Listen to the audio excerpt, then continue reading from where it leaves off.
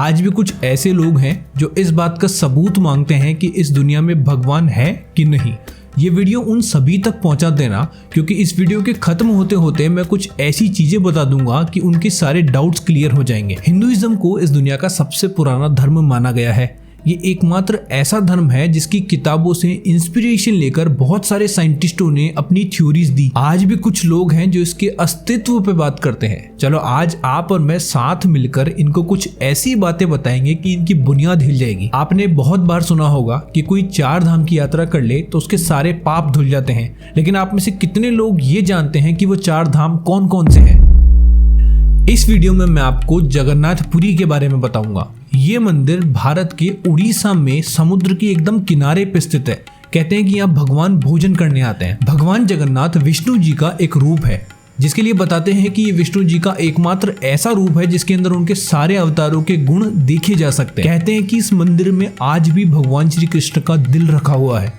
अब सवाल तो बहुत सारे आते हैं, जैसे कि वो मंदिर किसने बनाया या फिर भगवान का वो दिल वहां कैसे पहुंचा। अब इसके पीछे एक बहुत इंटरेस्टिंग कहानी है जो कि मैं आपको इस वीडियो के लास्ट में बताऊंगा, लेकिन अभी मैं आपको ये बताता हूं कि वहां पे कुछ ऐसी चीजें भी है जिसको आज तक साइंस भी नहीं समझा पाया। अब आप अगर किसी मंदिर में जाओगे तो वहां पे जो भी मूर्ति होती है या तो वो मेटल की होती है या फिर उसको किसी पत्थर से तराश के बनाया हुआ होता है, लेकिन यहाँ पे ऐसा नहीं है। यहाँ की जो मूर्तियां हैं वो लकड़ी से बनी है। इन मूर्तियों को बदलने का प्रोसेस भी बहुत अलग है। जिस दिन इन मूर्तियों को बदला जाता है, सबसे पहले तो पूरे शहर की लाइट काटी जाती है। उसके बाद जो भी मेन पंडित या जो पुजारी होता है उसकी आंखों पे पट्टी बांध देते हैं, जिसके बाद वो अंदर जाता है जहां बिल्कुल अंधेरा होता है। उस दिन उस पुजारी के अलावा पूरे मंदिर में किसी की भी एंट्री नहीं होती। पुजारी अंदर जाके पुरानी वाली मूर्ति में से एक चीज निकालता है जिसको ब्रह्म पदार्थ बोलते हैं। वो उसको पुरानी वाली मूर्ति में से निकाल के नई वाली मूर्ति में शिफ्ट कर देता है। अब आज तक उसको किसी ने देखा तो नहीं, लेकिन जिसने भी उसको फील किया है वो ये बताते हैं कि ऐसा लगता है कि जैसे कोई जिंदा खरगोश उसके हाथ में रखा हुआ हो। वो एकदम रियल जैसा फील होता है। कहते हैं कि ये जो ब्रह्म पदार्थ है ये और कुछ नहीं बल्कि भगवान श्री कृष्ण का दिल है। ये पूरा प्रोसेस एकदम अंधेरे में होता है। कहते हैं कि अगर किसी ने उसको देख लिया तो वो वही मर जाएगा। अब ये तो थी मूर्ति की बात, लेकिन अब मैं आपको ये बताऊंगा कि वहां पे इसके अलावा और क्या क्या चीजें हैं जिसको देख के लोग शॉक हो जाते हैं। आपने आपके आसपास ऑब्जर्व किया होगा कि सुबह सुबह के वक्त सारे पक्षी उड़ते हैं अपने घोंसले से और खाना ढूंढने के लिए निकलते हैं, और रात होते होते वो वापस आ जाते हैं। लेकिन इस दिन और रात के बीच में वो बहुत सारी जगह पे रुकते हैं।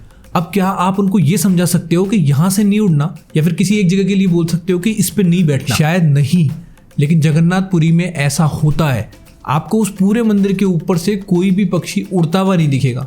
चाहे आप कभी भी देख लो, ना तो कोई पक्षी उसके ऊपर से उड़ता है, ना ही ऊपर की तरफ मंदिर के अंदर कहीं भी जाके बैठता है। वहां कुछ तो ऐसा है जिसकी वो भी इज्जत करते हैं। कहते हैं कि वहाँ भगवान भोजन करने आते हैं तो वहाँ पे एक स्पेशल रसोई भी है। उस रसोई की एक खास बात है कि वहाँ रोज 500 लोगों के लिए प्रसाद बनता है, और जो भी उस मंदिर में दर्शन करने आता है उनके अंदर उसको बांट देते हैं। वहाँ रोज हजारों लाखों लोग आते हैं, लेकिन आज तक ऐसा नहीं हुआ कि उनके लिए प्रसाद कम पड़ गया या फिर एक्स्ट्रा बच गया। अब ये कैलकुलेशन करना कि वहाँ पे कितने लोग आएंगे और उनके लिए कितना प्रसाद बने कि ना तो एक्स्ट्रा रहे और ना ही कम पड़े, ये बहुत मुश्किल है। लेकिन वहां पे ऐसा सालों से हो रहा है। चलो ये भी छोड़ दो, वहां पे जो रसोई है जिसके अंदर वो प्रसाद बनता है वो भी एक बहुत ही अलग तरीके से बनता है।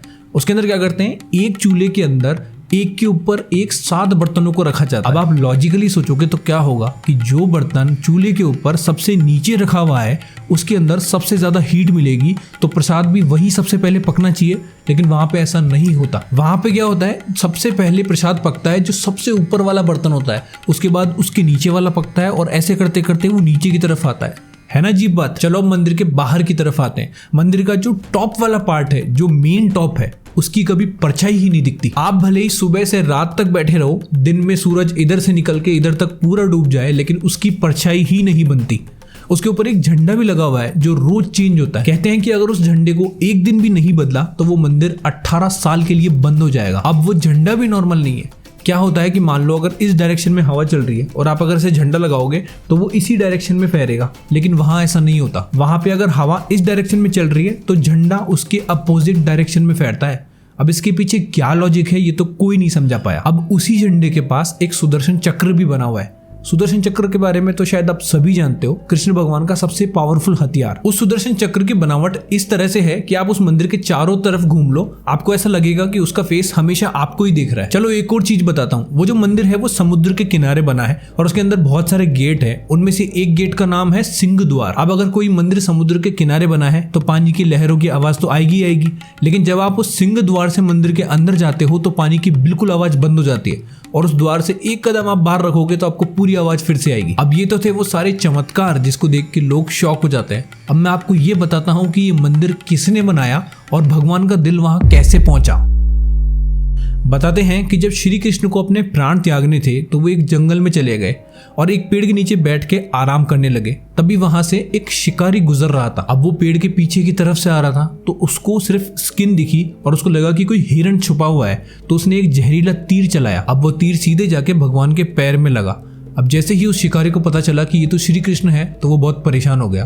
तो भगवान ने उसको समझाया कि ये सारी मेरी ही लीला है। बाद में बताते हैं कि जब भगवान ने शरीर छोड़ दिया और उसने भगवान का दाह संस्कार किया तो पूरा शरीर तो राख हो गया, लेकिन उसके अंदर एक मेटल की चमकती हुई चीज उसको मिली। अब वो उसको लेके बेचने के लिए निकल पड़ा।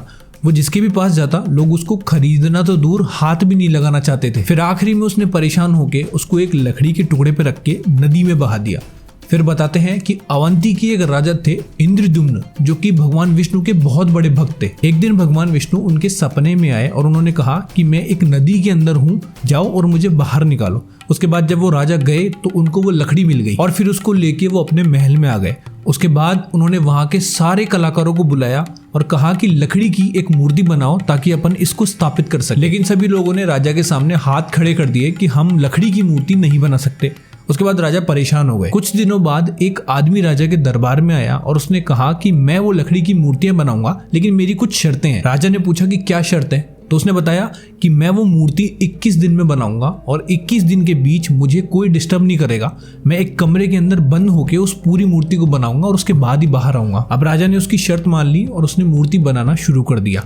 अब कुछ दिनों तक तो उसकी मूर्ति बनाने की आवाजें आती रही, लेकिन धीरे धीरे वो आवाजें कम होते होते एक दिन बिल्कुल बंद हो गई। अब जब आवाजें बंद हो गई तो राजा को चिंता हुई कि कहीं भूख और प्यास से वो इंसान मर तो नहीं गया। तो राजा ने वो दरवाजा खुलवाया और वो दरवाजा खुलते ही देखा कि अंदर तो कोई इंसान है ही नहीं, सिर्फ वहां 3 लकड़ी से बनी हुई मूर्तियां पड़ी है। और उसके बाद उन तीनों मूर्तियों को स्थापित किया गया।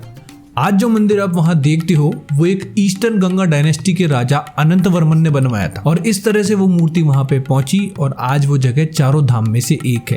कहते हैं कि आज भी हर साल 10 दिन के लिए जगन्नाथ जी अपनी प्रजा से मिलने जाते हैं। उन 10 दिनों को वहां पे एक त्योहार की जैसे बनाया जाता है। वहां उन तीनों मूर्तियों को एक रथ के ऊपर रख के उनको पूरा नगर घुमाया जाता है। अब साइंस तो इन चमत्कारों को नहीं समझा पाया, लेकिन कोई तो ऐसी शक्ति है जो इस संसार को चला रही है। आज की इस वीडियो के लिए इतना ही। अगर आपको ये वीडियो पसंद आई तो इस वीडियो को लाइक करके कमेंट में जय जगन्नाथ भर दो और ऐसी और वीडियोस देखने के लिए हमारे चैनल को सब्सक्राइब करो। मैं आपसे फिर मिलूंगा किसी और वीडियो के साथ, तब तक के लिए जय जगन्नाथ।